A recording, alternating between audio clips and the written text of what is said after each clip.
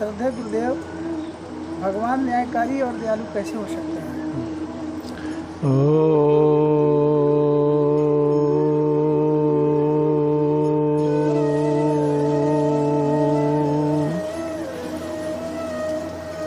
देखिए, न्याय और दया में केवल शब्दों का ही अंतर है, बहुत बड़ा अंतर नहीं है। क्योंकि न्याय का उद्देश्य भी और दया का उद्देश्य भी दोनों एक ही है। मतलब प्राणी का सुधार करना, हित करना, उत्थान और कल्याण करना। एक अपराधी को न्यायाधीश सज़ा क्यों देता है? उसके सुधार और कल्याण के लिए। ऐसे ही किसी निर्दोष प्राणी पर दुखी पर दया क्यों किया जाता है? कि उसका उत्थान और कल्याण हो, हित हो, मंगल हो। भगवान का सृष्टि में जो भी विधान है, जो भी संसार की घटना चक्र, सब घटना चक्र के पीछे सूत्रधार भगवान ही है।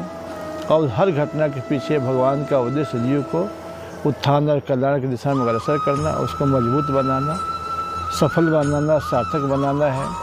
जैसे व्यक्ति के जीवन में अंधकार ही अंधकार हो तो प्रकाश का क्या मूल्य, और प्रकाश ही प्रकाश हो तो अंधकार की पहचान कैसे रहेगी। ठीक इसी प्रकार से न्याय और दया दोनों मिलकर के जीवात्मा के न्याय युक्त सुख और दुख देते हैं।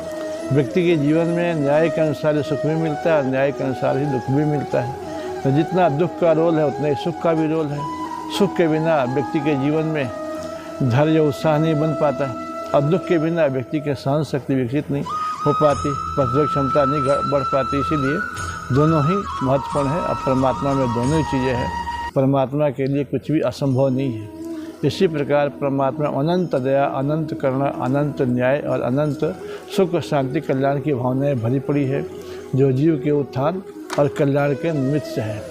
इसीलिए सत्य और न्याय दोनों ही महत्वपूर्ण हैं, और दोनों ही एक ही उद्देश्य को सिद्ध करते हैं।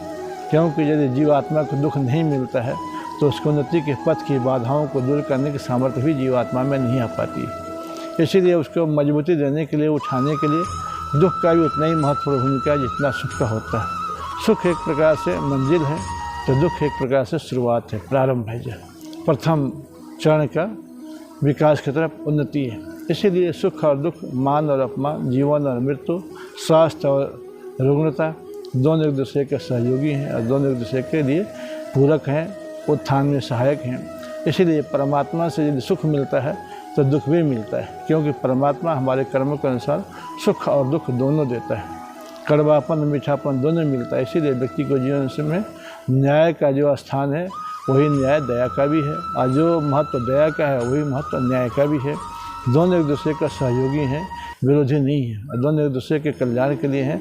कोई जीवात्मा के लिए दुखदायी परिस्थिति भी उसके लिए सुखदायी परिस्थिति को सहायक बनती है। उसको ऊंचा उठाने में, उसके मनोबल को मजबूत करने के लिए दुख का भी बहुत बड़ा भूमिका होता है। इसलिए भगवान न्यायकारी भी है, न्याययुक्त सुख देने वाला भी है, और दयालु भी है। क्योंकि जीवात्मा के दुख को दूर करने का भी भगवान ही अनंत करुणामय विधान बनाता है। क्योंकि दया न किया जाए तो दुखों का अंत कैसे हो, और न्याय न किया जाए तो सुख की प्राप्ति कैसे होगी।